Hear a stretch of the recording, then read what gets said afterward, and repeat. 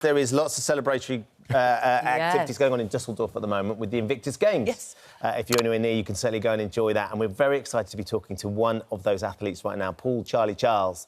Thought he had years ahead of him in the Royal Marines. When he was hit by a car in 2020, he suffered a severe traumatic brain injury along with a broken neck, fractured ribs and a fractured skull. So he's proceeded to move mountains since then, though, and this week joins the incredible servicemen and women taking part in the Invictus Game, where he's won gold and bumped shoulders with Harry and Meccan. We're lucky to be joined by him and his wife, Jenny, from Dusseldorf. You've already got a gold in the bag. Tell us about that, first of all. Amazing. I couldn't believe it. I wanted to achieve the 100 metres freestyle in under 60 seconds, so I managed to achieve that, and then the gold medals just are like an amazing addition to that. So really chuffed with that. Jenny, I get excited at any sporting endeavour, and when I read out a little tease of what Charlie had done, I nearly started crying because I understand what that means. But for you personally and the journey that Charlie's been on, for you and the family, what was it like sitting by that pool yesterday and watching him compete with these other athletes and then come out on top? Oh, it was absolutely phenomenal. I think Charlie had his accident in 2020 and he's been in rehab for most of that time since he was discharged.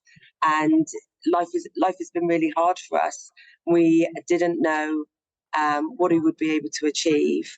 And the fact that he got a medal was amazing, but just taking part with all the other competitors has been extremely emotional. I cried I cried a lot during that time. I bet you did, because there must have been so many times when both of you have felt like it was quite a struggle to keep going. Lots and lots of hurdles on both sides. Do you want to both talk about... I tell you what, Jenny, you talk about that first of all, because you, I'm sure, struggled yourself in going through this.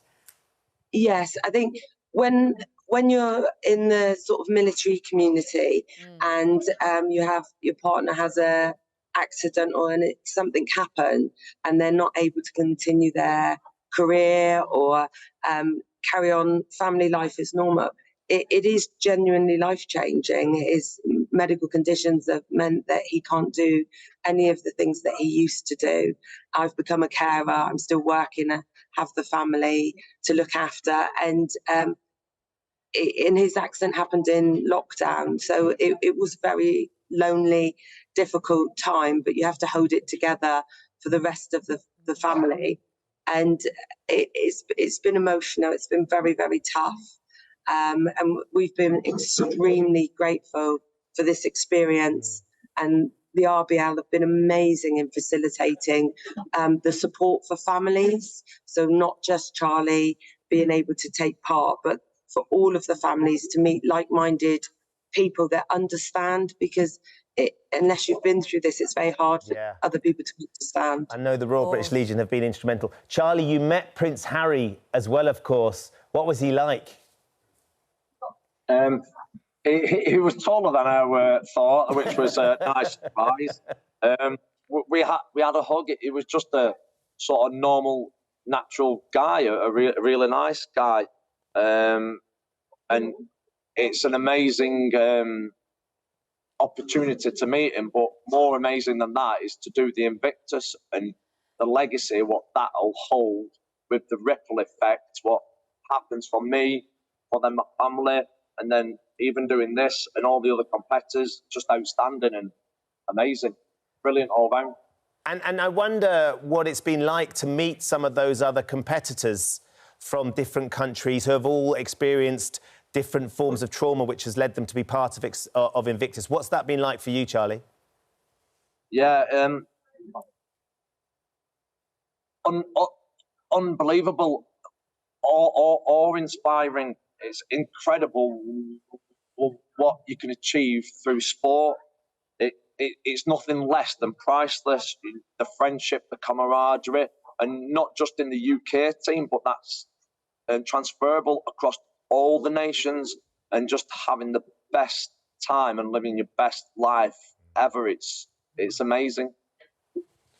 And Jenny, you got to meet the Prince, didn't you, as well? You got to meet Harry and you got to meet Meghan too.